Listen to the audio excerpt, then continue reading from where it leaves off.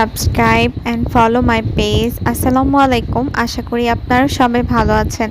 আপনাদের জন্য আজকে আরেকটি রেসিপি নিয়ে চলে আসলাম। আজকে আপনাদেরকে দেখাবো বেগুন দিয়ে ছোট মাছ চচ্চড়ি। আপনার কে কীভাবে ছোট মাছ চচ্চড়ি করে খান অবশ্যই কিন্তু কমেন্টে জানাবেন। আমার তো এই ছোট মাছ চচ্চড়ি খেতে সবসময় অনেক ভালো লাগে। অনেকে বেগুন দিয়ে খায়, অনেকে আলু দিয়ে খেতে পারে, আবার পটল দিয়েও খাওয়া যায়।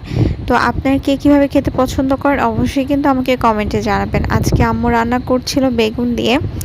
বেগুনগুলো ছোট ছোট করে কেটে নিয়েছে, তার মধ্যে পেঁয়াজ কুচি, কাঁচামরিচ, হলুদ, মরিচের গুঁড়া, লবণ, পরিমাণ মতো তেল দিয়ে খুব ভালোভাবে চটকে চটকে এই যে বেগুনের সাথে পেঁয়াজগুলো সব কিছু ভালোভাবে মিশিয়ে নিচ্ছিল। এই চচ্চড়িটা কিন্তু হাতে মাখা মানে এটার স্বাদ নির্ভর করে। তো আম্মু খুব ভালোভাবে মেখে নিল। মেখে নিয়ে এখন আগে থেকে ধুয়ে রাখা ছোট মাছগুলো এর মধ্যে দিয়ে দিল।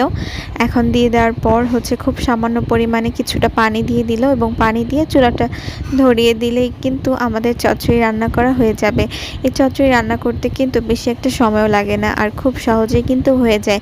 এই যে দেখতে পাচ্ছেন শেষে কিন্তু একদম শেষের দিকে ধনেপাতা দিয়ে দেওয়া হয়েছে, কারণ চচ্চড়ি শেষের দিকে ধনেপাতা দিলে ধনেপাতার যে আলাদা একটা সুঘ্রাণ রয়েছে সেটাতে কিন্তু এই চচ্চড়িটা আরও মজা হয়ে যায়। তো যে দেখতে পাচ্ছেন চচ্চড়িটা কিন্তু একদম মাখা মাখা হয়ে গেছে এবং চচ্চড়িটা কিন্তু রেডি হয়ে গেছে। তো আপনাদের কেমন লাগলো অবশ্যই কিন্তু কমেন্ট করে জানাবেন, আর অবশ্যই আপনারাও শেয়ার করতে পারেন আপনাদের কে কীরকমভাবে খেতে পছন্দ করেন। আসসালামু